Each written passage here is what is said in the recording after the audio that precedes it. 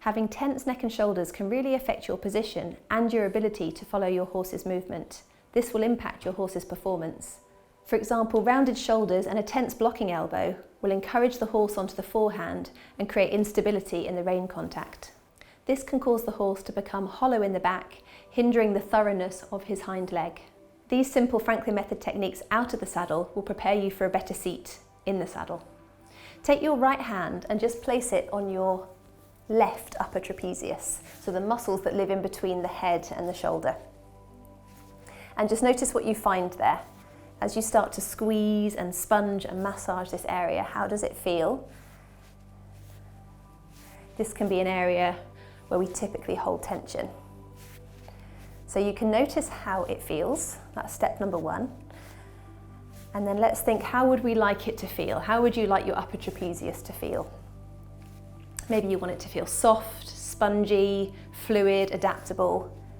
So let's see if we can imagine that. So as you're squeezing your upper traps, can you imagine that they feel soft, they feel spongy, they're mostly fluid, they're healthy, juicy muscles.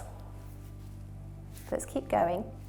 Keep sponging, but just circle the shoulder forward, up, back, and down. So we'll squeeze the traps as the shoulder comes forwards and up, and then release as the shoulder goes back and down. So we're squeezing as we go forwards and up, and then releasing back and down. Once more, forward and up, and releasing back and down. Try a couple in reverse. Let's squeeze as we go back and up, and forward and down. Do a few more. So you can imagine that your trapezius is like a sponge, and you're squeezing out any tension, like you would squeeze out dirty water. And then every time you let go of the sponge, it's like it fills with fresh, clear spring water. One more. Lovely. We're going to do a similar thing for our pecs. So this right hand is just going to come to the front of you feel where your arm is, and then just come off of the arm to the front of the armpit. And perhaps with your thumb and your fingertips, you're just going to gently start to squeeze the pecs here. Gently. So you're imagining that they're sponge-like, they're fluid. How does that feel? Can you imagine that they're soft, that they're juicy, that they're adaptable? And we'll keep going with this. We're going to squeeze as we take the arm forward and then release, and then squeeze as we take the arm back and release. Squeeze as you go forward and release, and then squeeze as you reach back and release. So squeeze forwards, release, and back, release, forwards and back, and last time, forward and back. Well done. Bring the arm down, and we're going to take this right hand directly to the shoulder. So if you just for a moment feel your shoulder, if you come down off of your shoulder to the top of your arm, there's a nice big muscle there called the deltoid. And we've got the anterior, mid, and then posterior deltoid. So basically doing the same thing, just squeezing your deltoid, squeezing these muscles. Can they feel juicy? Can they feel water-like? Can they feel spongy? You're imagining that you're squeezing out any unnecessary tension. Lift your left arm up, and then just turn it in and turn it out. Turn it in and turn it out. And with the right hand, you're going to just sink your fingers behind the back of that deltoid. And as you turn the arm out, I want you to think about pulling the deltoid in. And then as you turn the arm in, you push the deltoid out. So you're turning the arm out and pulling the deltoid in, and then turning the arm in and pushing the deltoid out. Turning the arm out and pulling the deltoid in, and then turning the arm in and pulling the deltoid out. Do perhaps 3 or 4 more of those. Basically, there's a muscular joint underneath this deltoid, and we want to make sure that it's moving freely, like we want all of our bony joints to move. Last couple. And then the last thing we're going to do on this side is literally just sponge all the way down the arm. You're going to squeeze the whole of this arm. Squeeze, squeeze, squeeze all the way down to your wrist. and hold on to the lower arm, so you've got the hand around the lower arm. And a similar thing to what we did with the deltoid, you're just moving the muscle, skin, connective tissue of the lower arm from side to side. And you can move up and down your arm. So this connective tissue is not just located in this lower arm, it speaks to the rest of the body. It speaks to the thoracolumbar fascia, it speaks to the pelvis, to the legs. If we improve the function of one part of our body, it improves the function of the whole body. Okay, bring your arms down. And moment of truth, is there any difference in how you're experiencing your left arm, shoulder, even breathing on the left side compared to right arm, shoulder and breathing? If you were to take your arms forwards, is there any difference in length? If you were to take your arms up, is there any difference in mobility?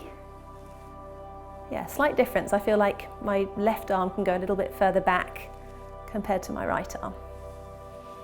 So remember Eric's famous saying, we get better at whatever we practice. If this is something that you found really helpful, it would be useful to do this one. You could do this one daily. Let's do the other side. So left hand is going to come to the right upper trapezius. So the upper traps, the upper trapezius live between the shoulder, the collarbone, and the neck and the head. How does it feel? And if it feels tight and tense, you can focus on that. It might not be the most helpful focus. Instead, see if you can change what you focus on, choose what you focus on. It feels spongy, it feels fluid, there's movement there, it feels healthy. So you're changing what you're feeding forwards from brain to body. Let's squeeze this shoulder as the shoulder comes forward, up, and then release as you go back and down. Squeeze as you come forward and up, and then release as you go back and down. Just twice more. Squeeze as you go forward and up, and release as you go back and down. Can you imagine any kind of archaeological neck and shoulder tension releasing every time your shoulder drops down? Let's reverse it. Squeeze back and up, and forward and down, release. Squeeze back and up, forward and down. So you're changing the input from your brain into your body. One more. This left hand is going to hop down to the pecs, these pectoral muscles here across the front of the chest. These ones attach from the arm onto the ribs, and if they get tight, they pull the shoulders forward. They bring you into that round-shouldered posture. So we're going to squeeze them. We're going to squeeze them, imagine that they're spongy, imagine that the muscles are dynamic. They don't just have to be stuck in this contraction. And then we'll reach the arm forward as we squeeze, and reach the arm back and squeeze. So let's reach forward and squeeze, release, and then reach back and squeeze, and then release. Reach forward and squeeze, release, reach back and squeeze. Twice more. Squeeze, release, and squeeze, release, and squeeze, release, and squeeze, release. Well done. Bring the arm down. Left hand is going to hop over to the deltoid. So to begin with, simply just squishing the deltoid, getting it to move a little bit. And then we'll lift the right arm up. As the arm turns in, we push the deltoid out. And as the arm turns out, we push the deltoid in. The arm turns in, we push the deltoid out. The arm turns in, the arm turns out, we push the deltoid in. Arm in, deltoid out. Arm out, deltoid in. Just 3 more times. So there's a muscular joint underneath this deltoid.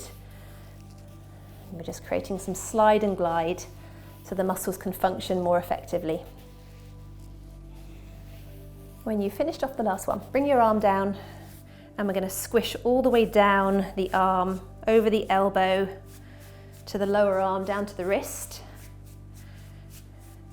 And then similar to what we did with the deltoid, let's just turn the muscles in and out. So just gently gripping hold of your lower arm and rotating, rotating. You can do this up towards the elbow. You can come down towards the wrist. And I really like the image that you're moving the connective tissue, which isn't just limited to this part of the body. So this is going to be communicating with the rest of the body. Wonderful. Bring your arms down. Moment of truth, notice how does your posture feel? How is breath? How is nervous system? Often when your neck and shoulders are relaxed, your mind feels much more relaxed. You feel much calmer. So I want to finish with one last little technique which I think will be really, really useful. If you take your fingertips to your mastoid process, so it's this little bony protuberance just behind the ears, and gently massage there. Can you feel that on each side? That can be quite a nice point to massage actually if you have neck and shoulder tension. And then if you go just in front of the mastoid process, you slip off of the mastoid process. So you're behind your earlobes, and just allow your fingers to gently sink into that space. Do you feel that there are two little bony landmarks that stick out? Keep your fingers there. So I'm just going to remove Kenny's head. So what you are touching, if you can feel those little bony landmarks, is the transverse processes of C1, the top vertebra. That's quite amazing, isn't it? So just take a moment with that. Just think that's where I am, the very top of my spine. And in about 1 centimetre, maybe 2 centimetres, if you were to go inwards a little bit, just in your mind's eye, that is where the joint is, where your head sits onto your neck. So can you imagine that? So you've got this transverse process, this bony protuberance. You go in maybe a couple of centimetres, and then the joint on the vertebra is like two little cups, and your head just sits nicely onto these two little cups. So can you see at the base of the skull, the bottom of the head, we have this canal. Inside the canal we have the brain, and then the spinal cord comes down out of that canal. Just here at the front of this canal we have the occipital condyles.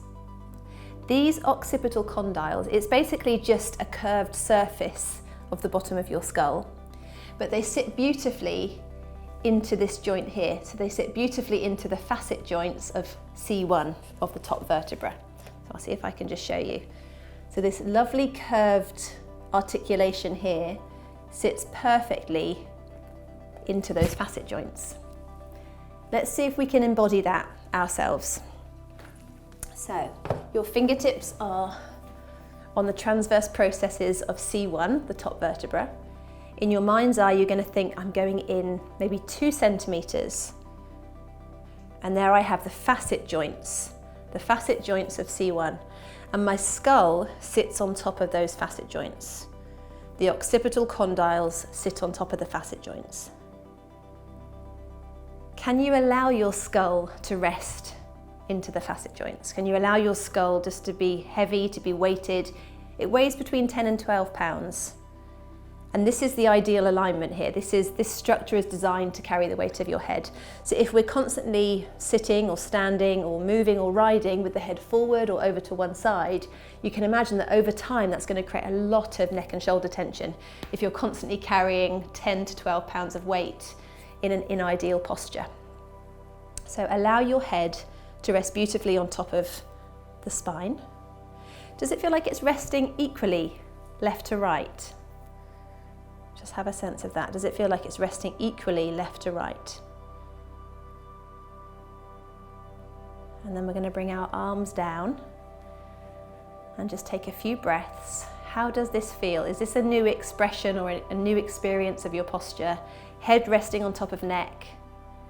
We've released tension in the trapezius, the pecs, the deltoids, the arms. Just notice how this feels and imagine that your nervous system is recording it, so it can recreate it at any moment.